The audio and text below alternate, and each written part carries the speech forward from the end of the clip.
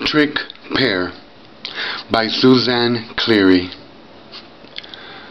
The woman pushes a grocery cart flanked by 4 daughters, 9 to 15, all shades of blonde, gray-eyed, slender, swings a bag of apples into the cart as if accompanied by her younger selves, who, having followed her and led her through the aisles, now stand for a moment close behind her.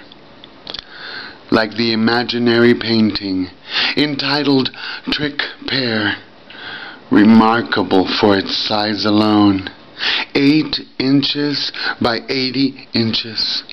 1 Anjou pear in each of 5 separate panels.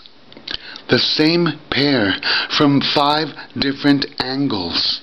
One very productive afternoon of painting, followed by weeks of indecision as to which pears to keep, to frame, how to frame, until easily, for no discernible reason, the painter understood they must be framed together, side by side by side, to suggest the many in one, posed like Muybridge's men and women stripped bare for the studies of human locomotion, especially like the dark-haired woman who drops the white scarf, stoops to pick it up, drops the scarf, scoops it up again, as if she has just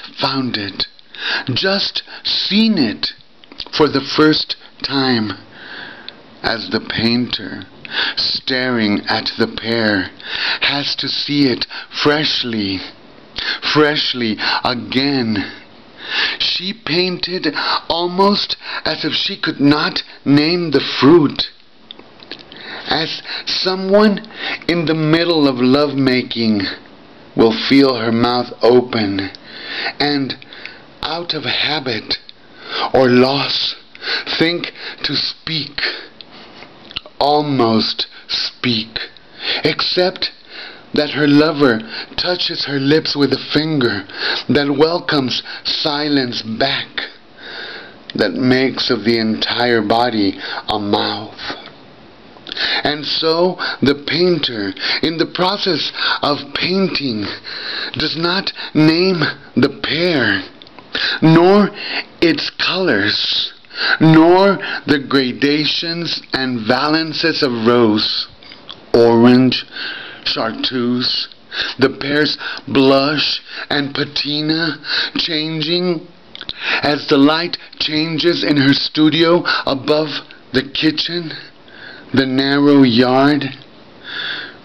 February, late afternoon, on a day lit by snow, by her brush moving first toward the ideal pear on the blank canvas, next the day lit by her finding, instead, this other pear, lumpy, mottled, actual, a model endlessly patient and cooperative.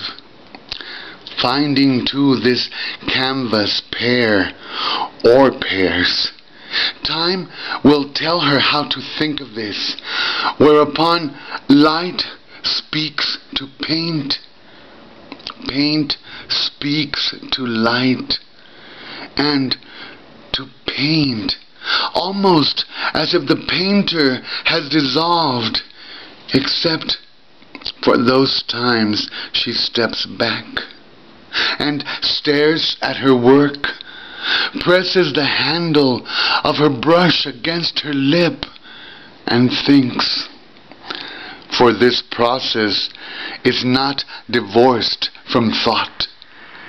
It is deep thought, this playing with the facts of the perfect pear, the ideal pear, and this actual pear, perfect, because it is here, simply here, on the blue cloth, thrown as if casually over the scratched brown table. This pear available to her in the middle of winter, as if miraculously, although actually here, due to refrigerators and trains and trucks. Not to mention the hands that picked it, as if miraculously, although actually here, due to refrigerators and trains and trucks. Not to mention the hands that picked it. Someone else who labored at midday after the sugars had risen through the woody stem. As she paints, she already, in some part of her mind or her body, knows she will frame the pear or pears in apple wood, sanded smooth as butter.